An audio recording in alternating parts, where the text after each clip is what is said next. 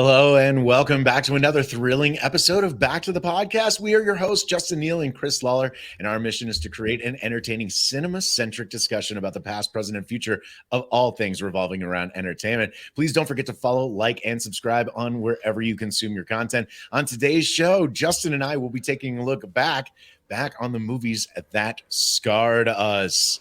Justin, are you ready to take a deep dive into your psychosis and scare the hell out of yourself again? Yeah, I'm in a great mood, so this is the perfect time to do that. And I just want to say thank you to everyone out there. We appreciate you listening. We hope you enjoy it. But yeah, now it's definitely going to go like the scene in Jaws, where it's like, show me your scars. Like, look at mine. I got that beat. So yeah, no, you brought this up, and I was like, you were like, yeah, let's do a thing about the movies that scarred us, and I immediately just started listing off the things that have traumatized me since my childhood, still kind of to this day, kind of live in the back of my head and whatnot. But of course, before we dive into our topic of the day, I would love to know, what did you see this week? Anything good? Yeah. Anything we should know about? Sure. Yeah. So I went and saw Guardians 3 in the theater. Had a lot of fun. It was a lot of fun. It's exactly what you know what I mean? Like, I didn't go in with the wrong expectations. So I went in with the right expectations. I enjoyed it. It was a lot of fun. But actually what really blew me away was in the trailers. So I had purposefully ignored the Oppenheimer trailer for Christopher Nolan's new movie because I already know I'm going to go see it. So why spoil any of the imagery, even just imagery, that sort of thing. Like, I want it to be fresh and new, that sort of thing.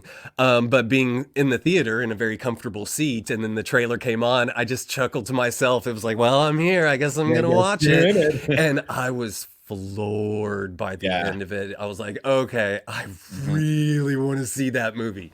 So I'm super psyched. I'm gonna have to get IMAX because it's Christopher Nolan, and he shoots each movie, it gets a higher and higher percentage of what he shoots in IMAX. So this one's gonna be as much as possible, and I'm sure it'll be just an incredible like cinematic experience on a big screen, kind of doing a biopic of what is kind of the turning point in modern history, which is, entering the nuclear age, and how that our entire planet is, built around the idea that there is nuclear power. So anyway, they thought that they were going to blow up the world. They had they didn't know what they were doing. They didn't know. But they're like, but we have to do it faster. And I can just see my wife smirking right now, like, white man's folly, right? White man's folly. Like, that's what it should be called, white man's folly. I know you're not like our resident Marvel man by any means. How did the third movie stack up? I'm assuming you saw the first two. So I did. They're fun. Actually, it's they're my favorite. Probably they're my favorite Marvel movies. Probably. Okay. Yeah, they're just fun. I think that I like a good soundtrack with a movie, a good rock soundtrack, something like Pirate Radio, great soundtrack. Dazed Confused, great soundtrack. You know what I mean? Nice, like, I can get on board with that as like a facet of the movie. Like any other emotion, you know what I mean? Like, like, draw me in with the music. That can be really effective. So it was a lot of fun. I feel like it does need to end. Like, they've had their story. Like, don't abuse this, don't abuse everyone by unnecessarily continuing. You know what I mean? Like, there's something, and there's an art to ending a story, and there's an art to it. James done pretty good. And I think it's kind of silly that he's walking away to go to DC now. What? Who? James Gunn. Oh, the director. What's he doing at DC? Yeah, he's now the head of DC. You didn't know that?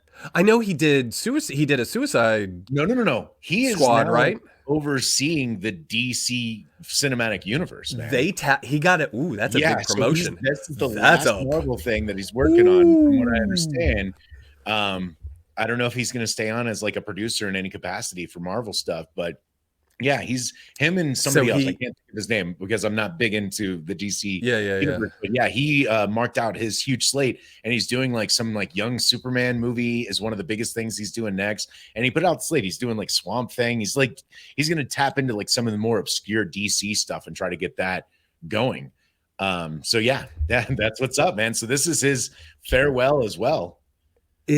So he's basically like, is it Kevin Feige? So he's basically Kevin Feige's role at DC. Yeah. So not only did he go over, like, he went from like, Nike to Reebok or whatever, like Yeah. he's going to the other team. And not only that, he's the head coach now. Yeah, exactly. Like He's obviously proven his worth, man. He's knocked it out. Guardians wasn't a big franchise when it came to, like, no one knew who they were until James Gunn put them in that movie. They were a very obscure comic book. Not a lot of people knew about them. Not a lot of people really had high hopes for this.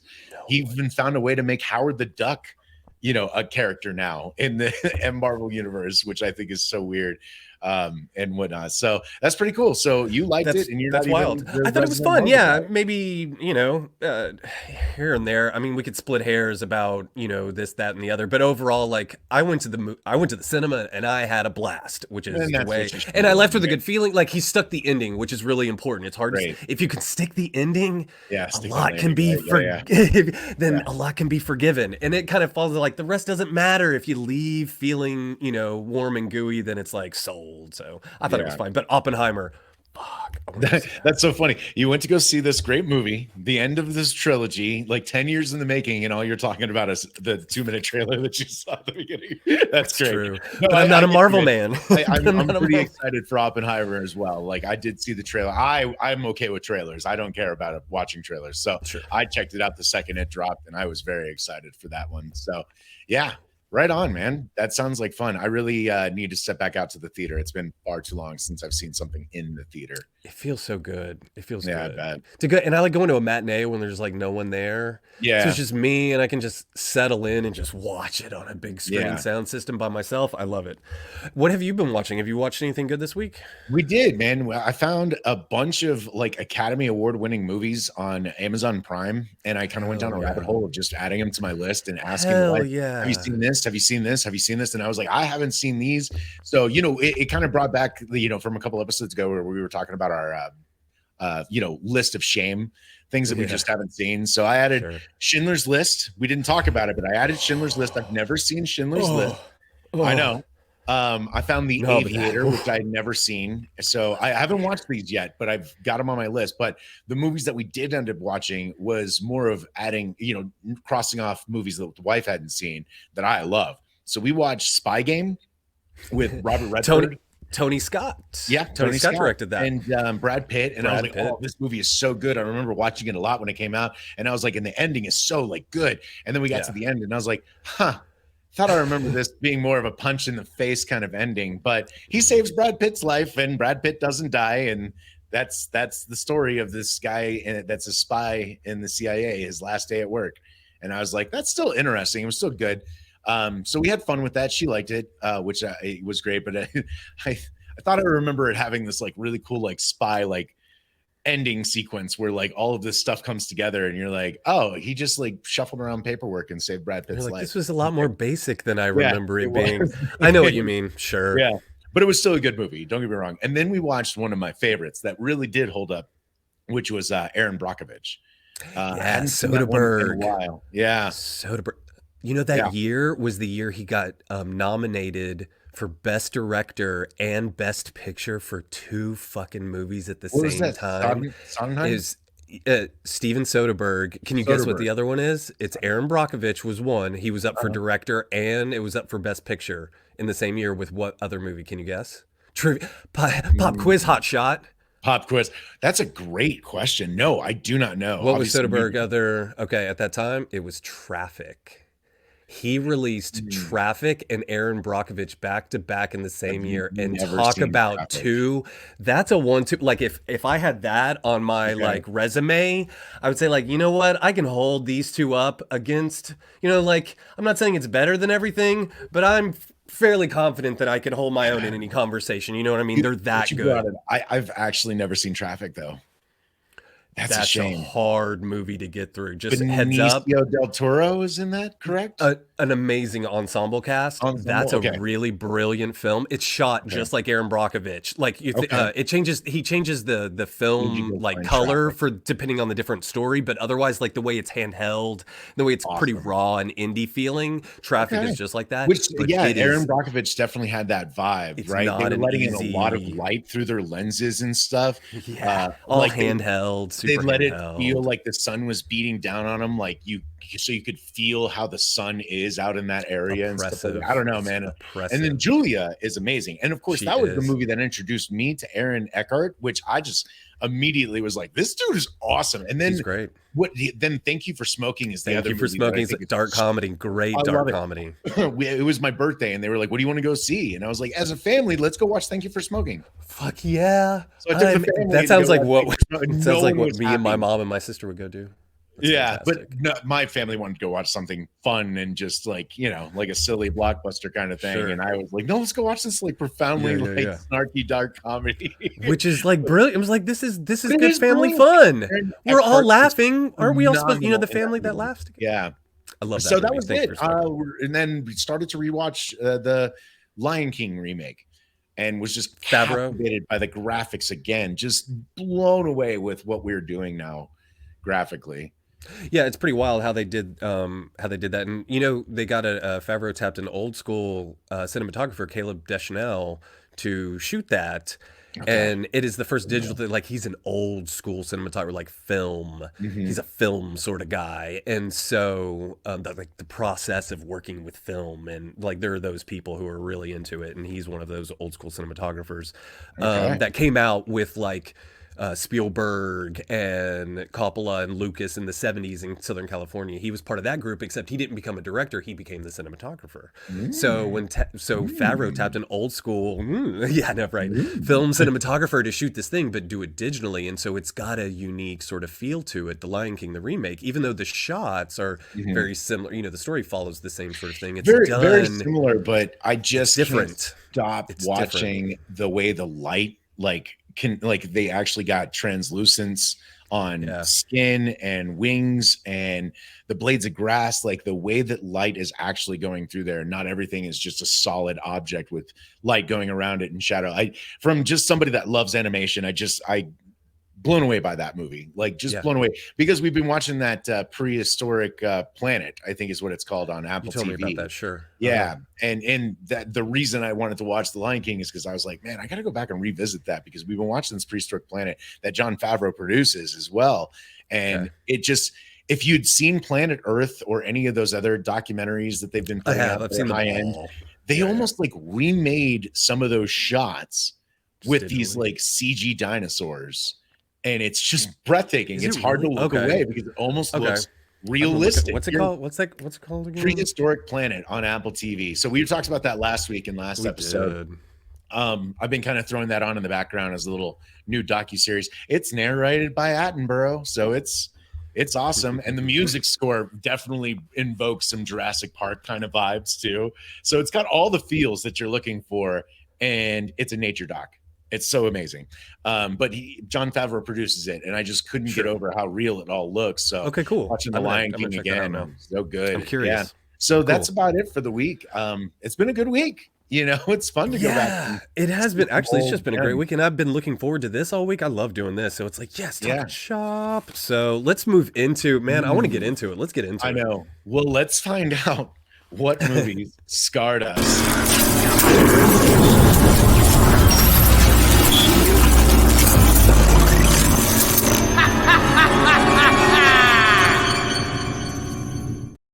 Oh, that's so much fun. Our production value is getting better and better every day. Show me your scars. Yeah. So you brought this up randomly, and I was like I said, just ready to jump at it.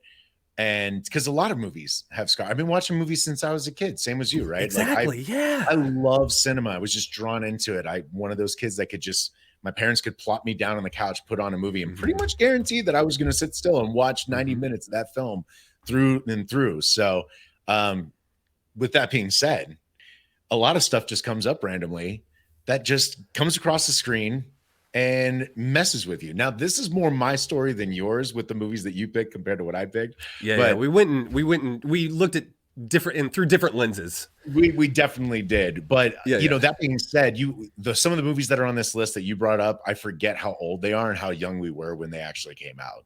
And I can still see that messing with us. So with that being said, let's take a look at the movies that scarred us. For me, up number one, Poltergeist 3.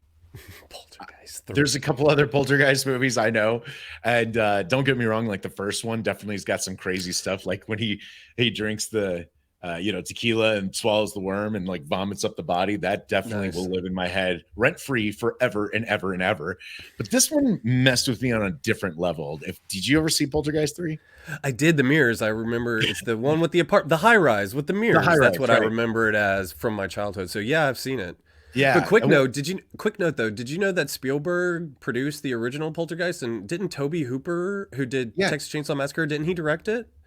No, I don't know much about the directing, but yeah, Spielberg. Then it is Tobe Hooper. No, Tobe Hooper actually, and I think near the end of production, Tobe Hooper got fired and Spielberg finished it. I think that's what it was. Anyway, sorry. Okay, you were going. So Poltergeist 3, what happened to you in the mirrors apartment? Yeah, I think you're right. I mean, it does say Gary Sherman, Brian Gibson, and Tobe Hooper. It says 3 names.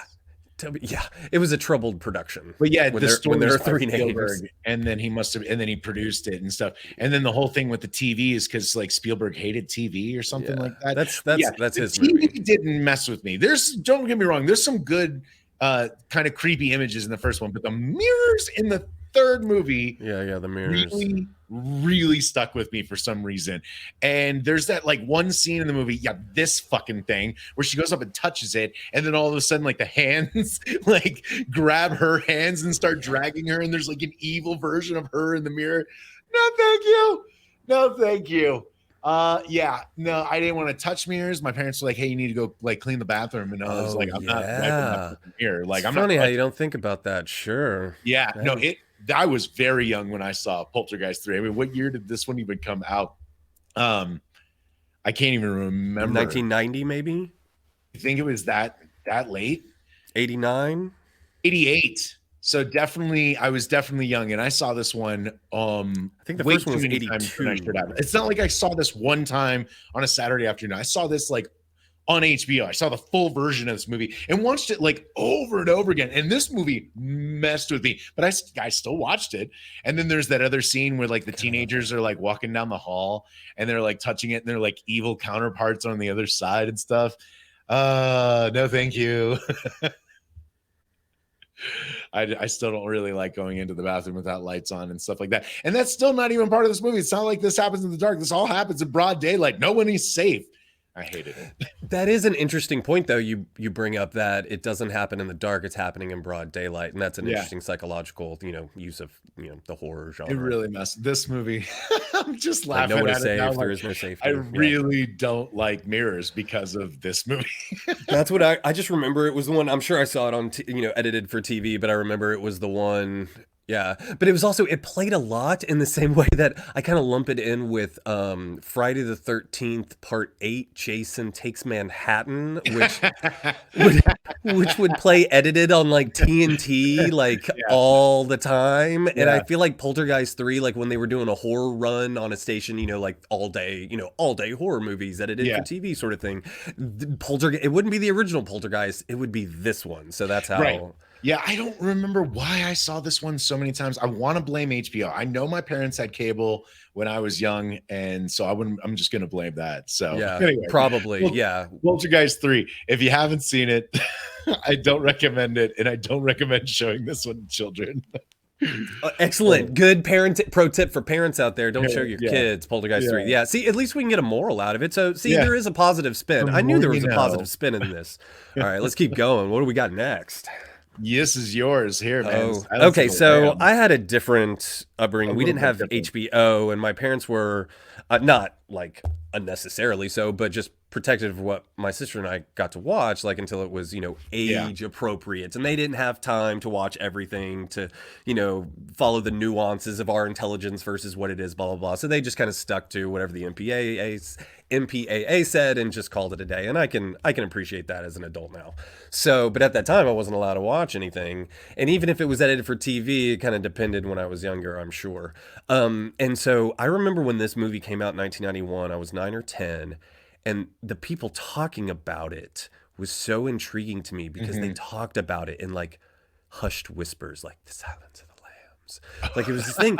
And if you know what I mean? Like they're the silence of the lambs. And it was like, what, I was curious, I was a I didn't curious know boy. anything about Like this. I Yeah. wasn't, I was like, I should stay away from that. It was, ooh, what are they Yeah. talking about? I just So remember this image as a kid. I didn't know anything about this movie. And of course, the title tells you nothing.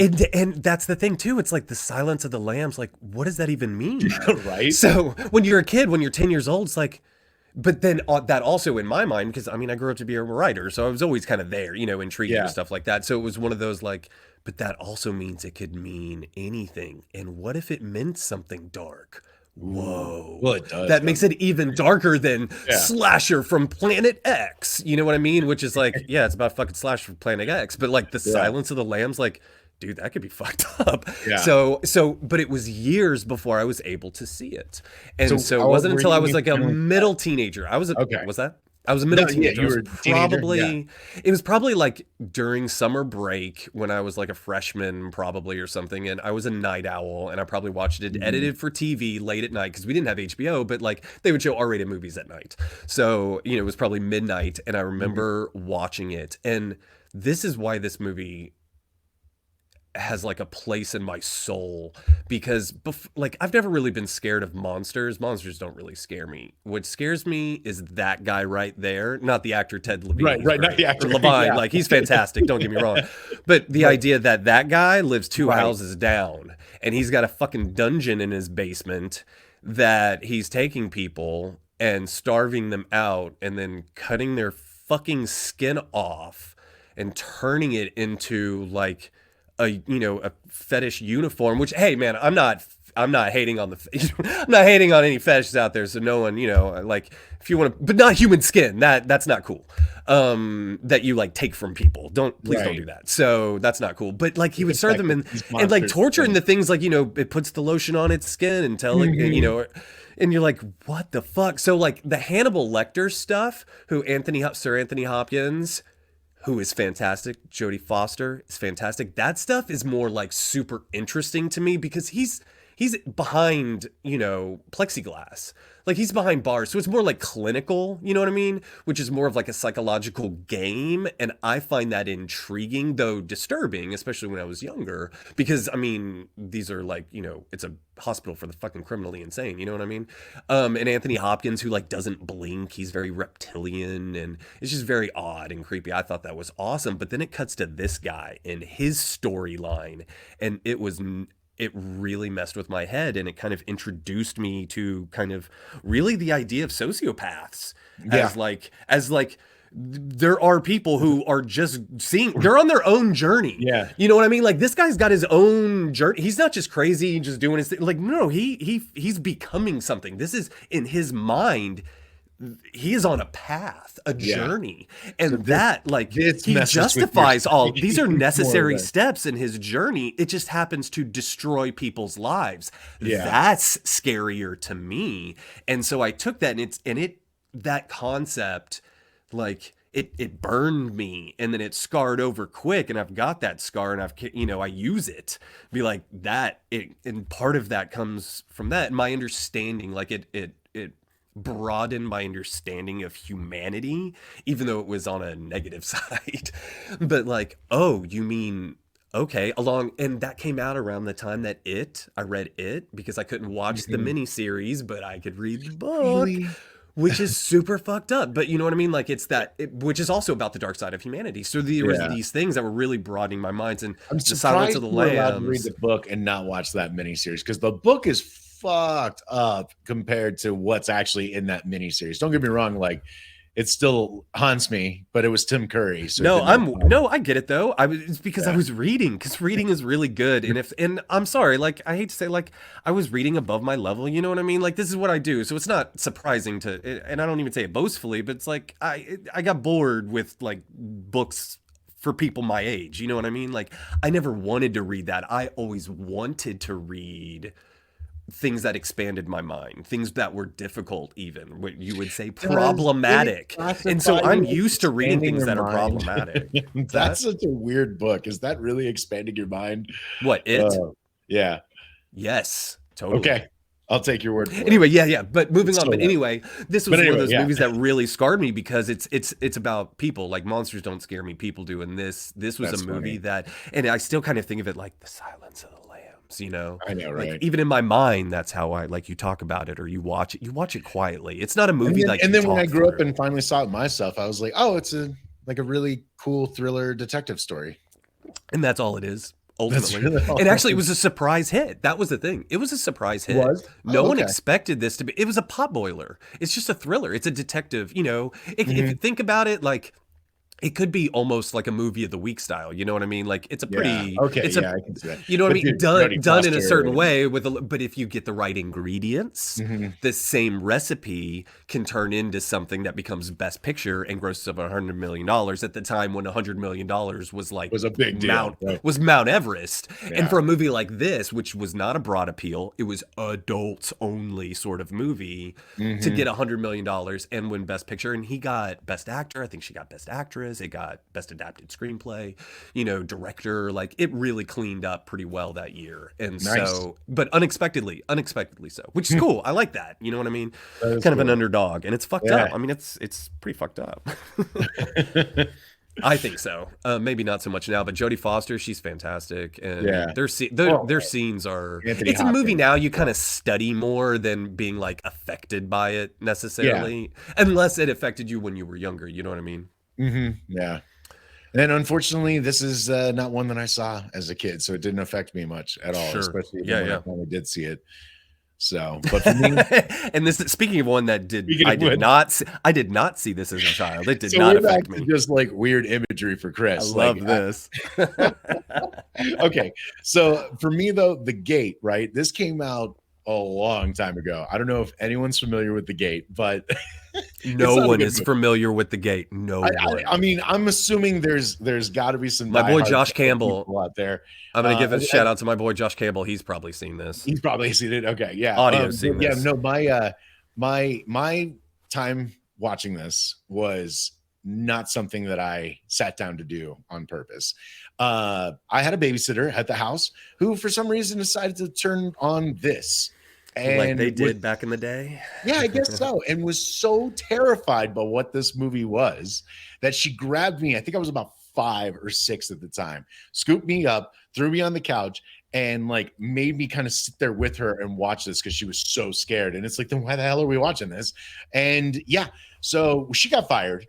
Don't worry. Like my parents, like they found out I was so traumatized. I had to sleep with my parents and stuff for like weeks after seeing this one, which is kind of comical after going back and seeing some of the stuff that we found when we were pulling up some images. But yeah, The Gate, I think it's about how this kid somehow opens up a gate to hell in his backyard, and like these demons come at him, and like there's zombies, there's all kinds of just like gross makeup and stuff like that. But the thing that they had a lot of fun. Did it seem like they were having fun? Like, is it a joyful kind of? Is it a gleeful sort of? No. This kid is 12, like he's like a 12-year-old kid in the movie, so he looked no older than me, and he's being traumatized all night long in this house, and I think he's being babysat too. There's like no adults or anywhere in the picture, and that's it. And they're being traumatized and chased around the house all night long, and by these demons and stuff. But the thing that always messed me up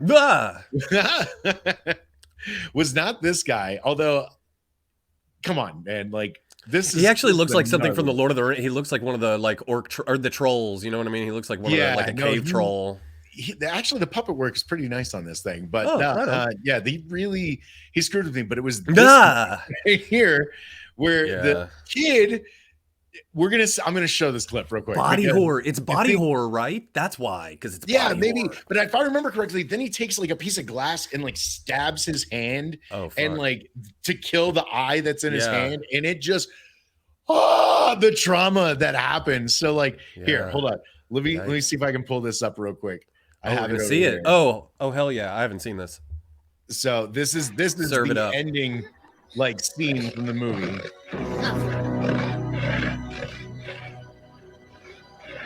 Love that soundtrack.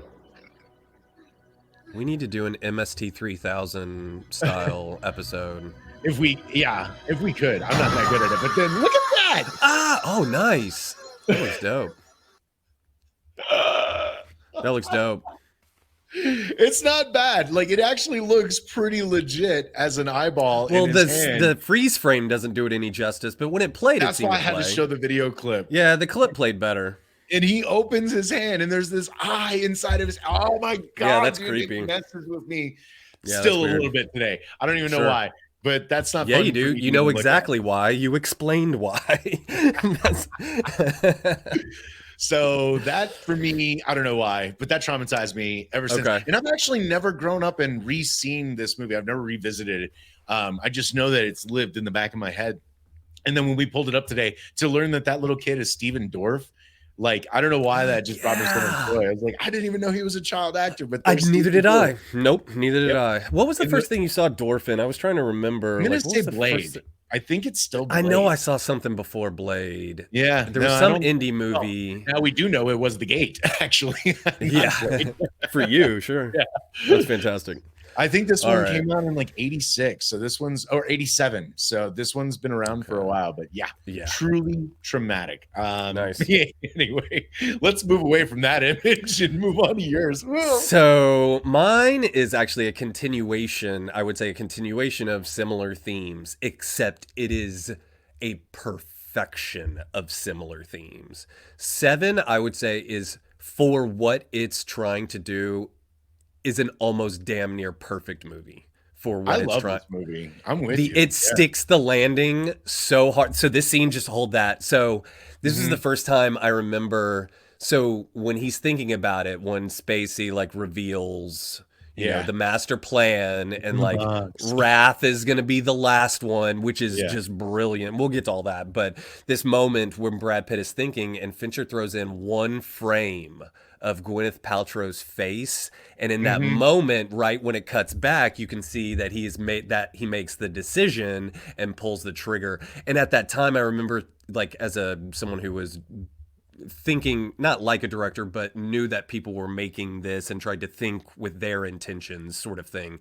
I thought that was so brilliant to be like, that's the thing that pushes him over the edge to say fuck it and complete the series no matter what. It's because he thought of his wife, because that's what it's all about. And then he pulls the trigger, and then the look on Spacey's face when he like accepts it, like he's almost, you know, he's pleased and he accepts it when he's anyway. So if you haven't seen Seven came out in 1995. Okay, so David Fincher, who directed too long this. for you to worry about spoiler alerts, so just we're way too long. So David Fincher directed this. David Fincher came from a background in music videos and commercials and stuff. You've probably seen a lot of his music videos at that time, things like Vogue, and you know, he's done all kinds of stuff. And around this time period, it was actually like Aerosmith, like Janie's Got a Gun. He did that video, which is also dark. It's very Fincher. So he got tapped by a studio to do Alien 3, which you and I have talked about. It was a very troubled production. He got kind of abused by the studio. It was a back and forth between the studio, just whatever, that sort of thing. So he was very unhappy. Let's just say he was very unhappy with that process. So he went back to making commercials. He was like, fuck this, and went back to making commercials, like where I'm respected. So he went and, you know, did commercials, music videos, shit like that. And then this is the script he got by Andrew Kevin Walker, who he's worked with off and on, who come in and like do script doctoring and stuff in later movies, that sort of thing.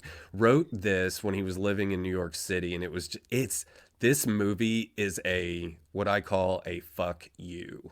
So to the audience, this movie says fuck you to the audience, and is uncompromising in that. And I appreciate that so much, because it really takes like a certain amount of like courage to make something so bleak, if that makes sense, and to not let off and kind of give some sort of comfort and be like, no comfort. This is a movie intended to scar. And the idea is, for me, it continues with that idea of the journey. So in Kevin Spacey's character, his story, he is on a journey. He is on a righteous journey. Now, he knows what he's doing is like socially wrong, but it's for the greater good. And using that as justification for doing abhorrent things is something that has this is where that came from in me. And I grew up in the South, which is a very judgmental environment, and it kind of came into the screenplay that I'm writing now, which you'll read. But the idea of using the greater good as justification for doing just truly terrible, horrible things. And so this movie, it could also be like The Silence of the Lambs, like a pretty basic thriller. You know what I mean? Like it could be in the hands of someone else. Like it's just murders based on the 7 deadly sins. Like it's really not complicated. It's really not complicated. This but the actually thing has some disturbing imagery. But what Fincher did, but what Fincher did was said, okay, fuck you. You know what I mean? Like, we're going to come at this being like, we're going to sit in this and it's not going to be pleasant. And he doesn't pull any punches. He's like, I want he's like, seriously, when your goal as a director is be like, I want people to leave the theater and feel sick for the rest of the day. Yeah. Like when that's your goal as the director, like that is so awesome. That is so bold. And then to pull it off and to be so, this is the thing about that movie. It's so controlled. Yeah. It's so controlled. And it will just let you sit there. So this movie like, oh my God. So a couple of things about it, like it rains through the whole movie, which is so depressing. Except just things like that. But the weird thing is, except for the last day when they go outside to that thing, the end, which was its own personal thing. And so, you know, it kind of introduced me also to the idea of like psychological torture for people like the lust killing, where he strapped on a bladed phallus to a person and at gunpoint forced that person to murder someone using its intended sort of, you know, original purpose. And we don't see that happen. We see the aftermath of that. Yeah. We see what happened to the person he held the gun to and him being talked to by the police. And so that's even more of like a fuck you to the audience. Like, I'm not even going to show you what happened. I'm going to show you what happens afterwards. Cause that's the point, is like the residue, you know, the aftermath. Like you see the aftermath of the gluttony. You see the aftermath of the, God, what's the word? And sloth when he's tied to the bed and they think he's dead. And John C. McGinley leans in and says, he says, you got what you deserve. Shit out of him. And he starts breathing. The first time I saw that, it blew my fucking mind because, and this is why I wasn't even watching, like, not that he was, but also I was thinking, oh my God, I can't believe they did that. And I'm thinking about the people who wrote it and the people who made it. I'm like, to hold that and then to do that, to hold that reveal is so dark. But his reaction sells it even more. It's true. Well. His reaction is our reaction, I think. And I love it so much. It's not something. Oh, and also Howard Shore, I think, also scored Silence of the Lambs. He scored Silence of the Lambs and 7. Howard Shore. Anyway, good stuff. And there's a reference to Silence of the Lambs when Brad Pitt's like, you know, my dog told me to do it. Jodie Foster told me to do it. Whatever, and he's listing off all these arbitrary reasons that killers give, and he mentions Jodie Foster told me to, which is, and what's great, that's it. What could be essentially it's a buddy cop movie. Taxi Driver though, because she was young in that, and then there was that guy that was like, she wasn't Taxi Driver. That was like obsessed with her, and then he like tried to kill Reagan for her. Is that more of a reference to that then? That it technically is, but also yes, I think it is actually about Reagan, right? And so, but it also works because I was just saying it was a reference because I forgot the one last week. I totally forgot to mention that the connection between Casablanca and The Usual Suspects is that the latter got its name from the former. The Usual Suspects comes from the movie Casablanca.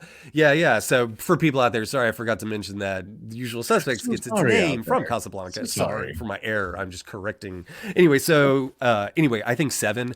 I do recommend it, but you won't be happy. You won't be happy.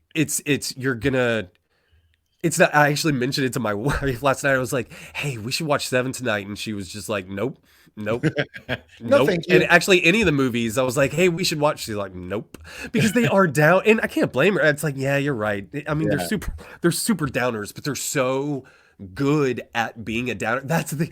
But it's so good at being a downer in a way that like. It's methodically, it's controlled downer, and I can appreciate. This is exciting, but I could see him. But as the director, like the people who made this are sitting in the back row of the theater, going like, Like just watching going, oh my God, we've made all of these people so uncomfortable. Because no one in the theater is like, this is great eating popcorn. They're like, they've sat their popcorn down long ago. Their drink has been left untouched. Like seeing that movie in the theater, I imagine. It's a dark movie. Well, let's move on to one that's okay.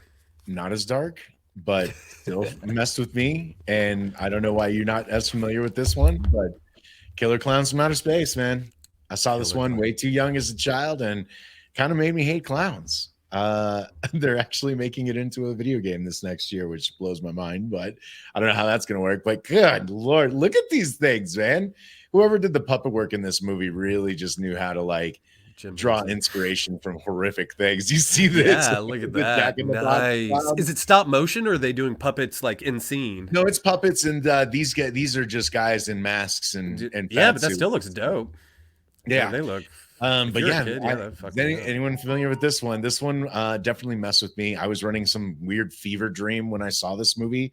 Ooh, I had like 104-degree fever, and this was on once again babysitting. I had babysitters over, and they allowed me to watch this thing while I was running a fever, and I started hallucinating. And it was not a good combination. And that's probably more why this messed with me, because I know this isn't necessarily the most traumatic film of all time, but it's pretty silly. They go around with little guns and turn people into big things of cotton candy and then drink their blood with silly straws. I mean, it's a ridiculous film, but the puppet work, I think, was just too damn good for the time. And really, I love it. Yeah, that looks fantastic. Like, I love that idea. Well, and really, clowns are just good for, like, I've never thought, well, I read It So Young, so to me, clowns are tainted, you know what I mean? Like, I just see them as being dark and menacing, so all of this is right up my alley in terms of in terms of concept. I'm like, yeah, that's about right. That's how I see clowns now.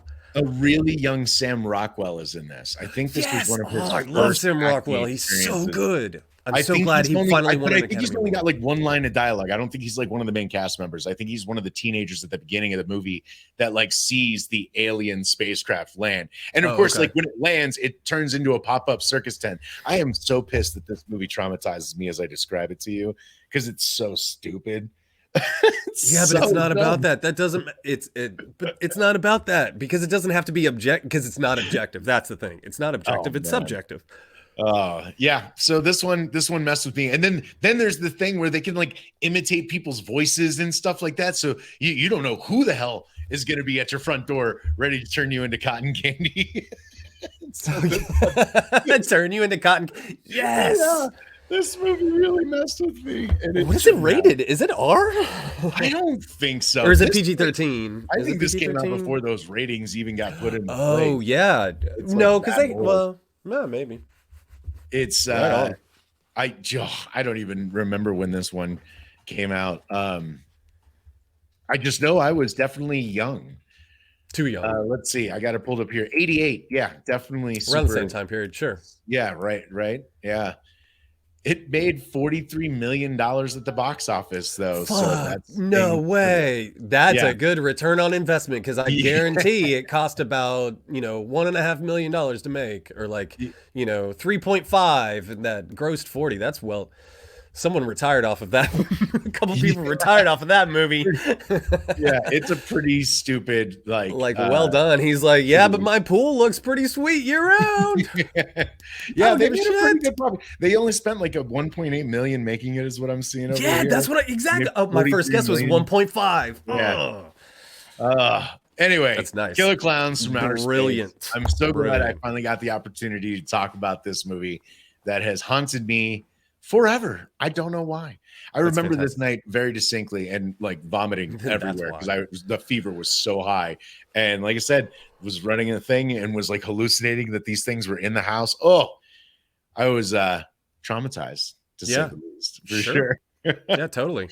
Well, let's go back down your dark psychological trip here, and so mine's a little bit different. It's not it's not a classic horror movie, but it gave me a scar, and that's what this is about. It's not about genres. It's about scars. I've also seen, and I would love to hear why this movie scarred you. So okay, I know you're not as much of a thing. Okay, so one of the reasons, so we can talk about the God, we can talk about a lot. So I was a bit of a raw nerve when I saw this movie in the theater. I had in the past year and a half lost 2 people close to me, one by kidnapping and murder, and the other by an accident, totally unexpected, and it was very traumatizing for both of those. And so this movie came out. So I was living in Georgia, and I moved to Nashville for a year. So I lost one person, moved to Nashville for a year, lost another person, moved back. So when I moved back, I went and saw this with my boy Jeff Millsaps, and I like Alfonso Cuarón. I liked Y Tu Mama Tambien. I had seen it, so I knew I was getting into. Have you seen Y Tu Mama Tambien? No. That was Alfonso. That kind of put him on the map with Diego Luna But I and definitely what's his name? remember Who's yeah. Andor? Andor was in that. The dude Okay. who plays Andor. Diego Luna and what's his name? The other guy. I'm forgetting. Oh, that. Anyway, so this was his next movie, so I was familiar sort of with his work, and he had done the Great Expectations one with Gwyneth Paltrow and Ethan Hawke. Definitely remember watching that one. Yeah, which I did not like that one. Yeah, and it's not so much. It's the one I skipped. That's but not a great story, in my opinion. Anyway, I had read the book beforehand, and it's Dickens. like, this is just weird. Yeah, Why are we required Dickens. to read this? And then they made it in the movie, like right as we were learning it. So we watched that movie, and I was like, yeah, this is just a weird movie. Me too. I was yeah. No, but I was I had the almost exact same experience at that time with Great Expectations. We were reading it in school at the same time that the movie came out, so we watched it and it was like, eh. But if you watch the cinematography, because it's shot by Emmanuel Lubezki, who's known as Chivo, who's like multi-award winning cinematographer now, and he shot this too. But he shot Great Expectations. So if you want to study Great Expectations from like cinematography, it's actually really gorgeous. But anyway, he shot this. I will never go back and rewatch that. Just that's fine. Yeah, go back and watch it. It's really pretty. Okay, so we'll have another episode. So Children of Men. So I was a bit of a So I was a bit of a raw nerve when I saw this anyway, and it's very bleak, of course, but it's my kind of movie because it's about big ideas, about big themes. If you haven't seen it, it's about the human race has become infertile, and they don't say why. Good, which as a writer I would say like good. It doesn't matter. It's just a problem, right? It really is just this is where humanity's at. It doesn't matter how we got there. It's not about that. This is where we're at, and babies are not being born. And so people are dying, and basically the last person, or like the youngest person it starts with like the youngest person on the planet dying. Being murdered. They were something like 23 or something like that. So anyway, Clive Owen. It's about Clive Owen, and Julianne Moore is his ex, and she taps him. She's part of a resistance activist movement, right? And they have found essentially a pregnant woman, and they have to get her to this boat, which will take her away because she is in a very dangerous environment, and the baby cannot be born there. It needs to be in a safe place because it's the fucking last baby, and they have to figure out why so they can have more babies. Yeah. So he, and we follow along with Clive Owen as he meets up with this girl and takes her, but other people are looking for this girl also, you know what I mean? She's the MacGuffin that everyone wants, that sort of thing. So in a very famous scene, the most famous scene from the movie is when they're in a car and it's all one shot. Yeah. And they actually had the camera, it was a whole rig, and the roof of the car could move, and they moved with it, and the camera could move around. Yeah. And the car gets attacked, and they're in reverse, and they're trying to get away, and Julianne Moore gets shot. Like real character. Abrupt. Yeah. And real abrupt, and it's very shocking. It's very intense. And I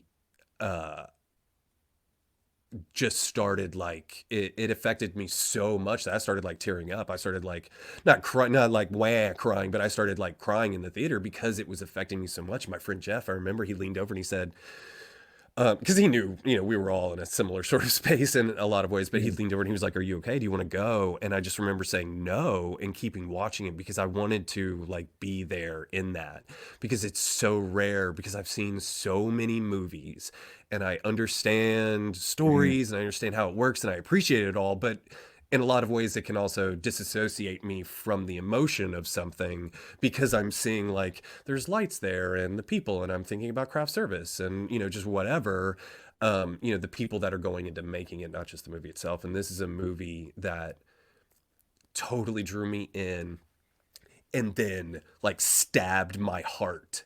Yeah. And then just left me there. And it wasn't even the rest of the half of the movie. And I just sat there in it. And it was such a powerful emotion that I didn't want to leave. You know what I mean? It was one of those like that it evoked that sort of emotion in me was so powerful that I wanted, that's what I look for. I want to go to a movie and have something just come at me unexpectedly and just, smack me upside the head. And I love that. And this is a movie that did that. And there's definitely a scar from it, like just that whole time period. But this movie, it ends hopefully, but it's not that's another one, not a fun movie. You're not going to No, be. it's not. It's definitely not. It's great. No, this is a good movie. I did see this one. I was blown away by it. The acting and the performances in it are, I mean, they're amazing. It's just amazing. And then, yeah, when that scene happens, it's not very Hollywood, right? It's more gritty, and you are in the moment when it happens and stuff like that. So I can definitely relate to that and feel where you're coming from. This movie is gritty and it's bleak. It is, but the cinematography is great. All those one shots. It's not the only, oneer as they call them. No, it's not. No, there's several, and they're really good, and I like that. It really puts you in that sort of post-apocalyptic environment, and I think they did that rather well too. It's sort of like civilization is dissolving, and it takes place in England, but just how sort of life continues, and it's falling apart around the edges, and in the middle in a lot of ways, but there's still affluence. Like he takes his car to go see his like brother-in-law or cousin or something like that, and has to go through the big gates to a certain part of the city in London where it's nice and it's like a totally different world. And that was like just transitioning from the masses to the affluence was a big thing. But anyway, Children of Men, it's really bleak, but it's beautiful. It's beautifully bleak. So we should not end on this. We should like switch gears into something not this. And I was thinking Barbie. I'm really excited to go see Barbie. Okay. When is Have you seen the new trailer for it? Can you look it up when the trailer? And it looks weird. And it looks super meta, right? It's gonna be like it looks. That's what I think we talked about it briefly before, but Noah Baumbach and Greta Gerwig are writing it together, and Greta Gerwig directed it, and they're totally indie people, And so once I saw the trailer, and I kind of know what I would call like the pedigree, like the people who are the creative forces behind it, we're like, this could be really interesting when it got announced. I was like, they're giving it to, it was like Peter Jackson when we got announced for the Lord of the Rings. It was like the guy who made Frighteners. That's who you're giving it to. Like, I love that could be cool, but it's like, that could be cool. That's different. And so for something like Barbie, it's like, oh, that's what you guys are doing. I'm excited because it looks like it can go in a lot many of different directions. I'm not really sure what's going on in the trailers that I've seen and stuff like that, which I think is cool too. Yeah, that's intriguing. It could have been just something silly and bubbly for kids, and I think they're making something for like. I think it's going to say Barbie's something. been around since what, the 50s, right? 40s, 50s, something like that. Yeah, long time. This should be something that's reaching to any generation that's ever had a Barbie, and even as a brother. You know what I mean? Like there was Barbies in the house. Like it brings back childhood memories for me because my sister had the freaking dream house pink mansion thing and the Corvette and like all of that stuff. And so it was just lying around her bedroom and stuff. She'll correct me if I'm wrong. I think my sister had one of the cars, maybe not the Corvette. Anyway, she had some dope rides. Not my sister, the Barbie. Barbie's got some sweet cars. Yeah, right. Yeah, give me that Thunderbird. Spoiled like that, had tons of them. So it was definitely part of my childhood, just the fact that she had those in the next room and stuff like that. So a lot about it. And of course, it's a pop culture icon. Like you know what I mean? She's probably just as recognizable as like Mickey Mouse out there. So it's pretty cool. And I mean, Margot's been doing some cool stuff. And I think there's a really wild cast. She's great. And Ryan Gosling's Great Drive is one of my favorites.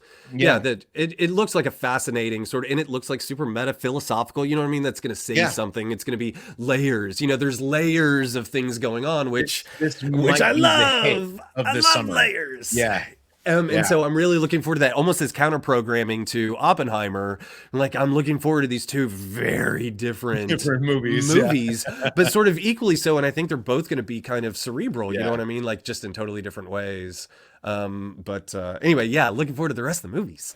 Yeah, me too. Well, right on. Well, this was fun. It was. It's traumatic. I'm glad we got to do this. I think this was a little therapeutic for both of us to go down memory lane. So thank you everyone for hanging out with us today while we talked about movies that scarred us and stuff.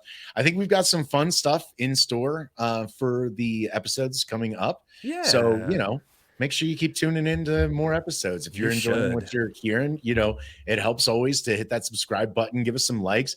And of course, let us know in the comments below, what did you think of our list? Have you seen any of these movies? Are any of these movies, you know, on your list for movies that scarred you? Has anyone else ever seen The Gate? Am I the only one that was traumatized by that? The only one. And then what are the movies that truly scarred you as a kid? I would love it if you would let us know in the comments below any of those answers there. And of course, we'll see you next time right here on Back to the Podcast. Thank you guys so much.